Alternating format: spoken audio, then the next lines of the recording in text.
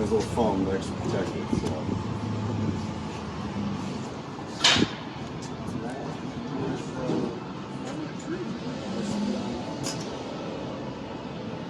Jesus Christ. Ready? Ooh.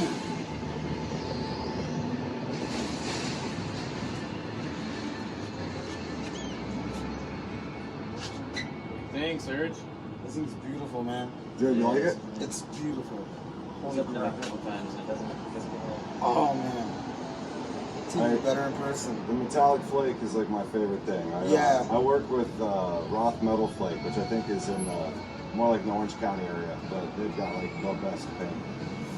Ooh, action. It plays more like a guitar than it does a bass, so I hope it lends its well to your playing style, but it never needs any setting up. You can always dial it in for you as you get to know it, because it's a very different machine. Right. Wow. This is amazing. So I set it up just like I set up Roy's. Same pickup, same electronics. It's got a treble bypass, so that when you're a treble bleed circuit, so that when you roll the volume down, it doesn't get muddy. But I've also got the tone circuit in there, so you can make it muddy if you want to. Okay. Locking tuners up at the top. Got the ground. Got the tusk nut, so that you don't like no tuning stability issues. Yeah. I got you the gold ZIV inlay. Yeah. Oh, that is gorgeous. God damn, pictures don't do this thing justice. They don't? Oh, cool, man. Got matching for your strap, so that because I got the strap locks that are on it. Yeah. And then it goes to the case. Man. I got some extra paperwork and stuff and some swag that I will mail you, just because our truck is back to the hills. We just couldn't take any more with us, but I'll get you some hats. How light is it? It's about 7.5, 8 pounds. It's not like super light, but it's Way lighter than most bases. I built it with swamp ash, which is a really good. It's a little bit lighter than standard ash, and it's way lighter than mahogany. Before I forget. Oh, dude, thank you, appreciate it. Dude, then it really does play the guitar. I hate that. I'm gonna have a problem like looking at this thing. I'm gonna. I don't know how much like the comment sections you read on like Roy's initial videos that he posted with it, but it's like it's one big argument about is it a guitar or is it a bass, and ultimately it's like I think what you play determines if it's a guitar or a bass. Right. You know, like I was you can play it like either. I was telling him earlier on the phone, and I was like, look, you can probably hook this thing up to a guitar amp. Yeah. And just play it as a guitar. Yeah. And then play it as a bass. Yeah. Yeah, I play it through a guitar amp all the time, but when I thump on it, it just gets muddy and farty, you know. But if you plug it into a bass amp, you know, just EQ it right, you'll get the whole range. The whole clarity. Or of freaking it all. AB it, you know, run it into 2 different amps depending on what you're swap it going into for. some. Yeah. I was thinking of doing some. That paired up with the Nano Cortex now, it's gonna be disgusting. Or like Nano Cortex. You guys do a lot of recording. This seems like it'd be pretty useful in that environment. Yeah, he plays note for note what our guitars does, and it's stupid. Oh, killer. It's ridiculous. I can't even imagine how he plays it on a normal bass. Yeah. He's just like riffing, and everyone's like, "Is he playing note for note?" I'm like, "Yeah." Yeah. Yeah, I told you I used to play an 8-string guitar, so. That's right, yeah. Yeah, Dude, I've tried playing familiar. 7 and 8s, I just can't do it. You know, it's all like too much muscle memory. I gotta stick with the 6. I was gonna get a 9, and then my band at the time was like, no. Yeah. Yeah. I put more string.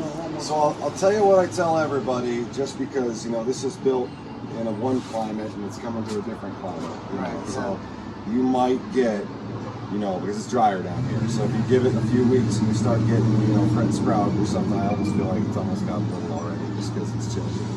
Let it acclimate, and then you might have to have a setup or something just because that's the way wood works, you know, like wood is alive.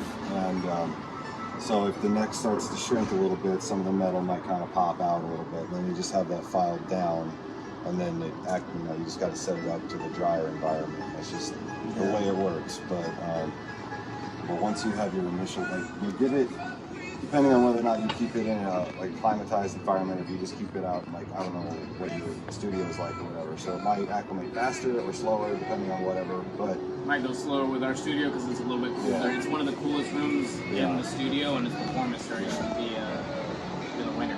But so I've got, like, you know, I've had a couple customers that, you know, I shipped one to Texas and they wanted to, like, you wanted to have it set up on day later. Like, give it like give it a month, let it actually become a California guitar, and then you can set up, you know, trust route adjustments, that kind of stuff. And then it should sit nice and stable for you. Rebuild in a humid environment and try to dry it out. I keep my shop at about 45%, but you actually warm dry is different. Yeah. Do the best we can. Dude, I mean, you do a phenomenal job. Right. There's nothing like it. There's a couple of them, but definitely not in the dream. Dude, people were like, mean? And I was like, you have no idea. He just Yeah. sold his Stephen Carpenter guitar. You're definitely on the ground floor. People are going to be like, is that a guitar? I'd be like, no, it's close. I'm like, what? Tell them it's a you. Andrew. Do this. Eventually, I'm going to work with a case builder. We try to do the custom molded cases. Those things that don't cost them as much as the damn guitars. Unless you're buying quantities that you can buy them 100 at a time. So right now, it's like I try to find a generic case that works. Not a screwed up, Sergio, because like there's like 7 people that have already messaged me asking if they can get this bass made for them too. Jesus. They're like, hey, how can we get his bass? I was like, Jesus Christ. I was like, oh. Send them my way. I was like, here's the guy. I'm like, they're not cheap though. Honestly, we're just catching so much traction right now. It's just bound to be like super long. I've been thinking your stuff. Dude, What's next to there? a moment's notice. We're not a pop punk band against all odds. Everyone thinks that we are, and then we're like Like we're gonna stop. like really, really heavy metalcore. Like really It's good. fucking heavy. It's good. Once I found all the content on Instagram, anytime I posted it, once I knew you knew, once I knew the cat was out of the bag, I was like, oh yeah, I'm gonna start putting your guys' music over the wheels. Oh yeah, hell yeah. Yeah. Dude, But, I can't wait to hear that thing in the studio. Nick's gonna lose his shit. Oh no. He's gonna be like, bro, what the What heck? are these things? Oh, what I did was I just folded it in half and stuck it here. You might not actually need it. It was just, you know, we've been hauling ass for so. I mean, Yeah. he's got dressed like he's back in Mexico still. I just want to make sure that it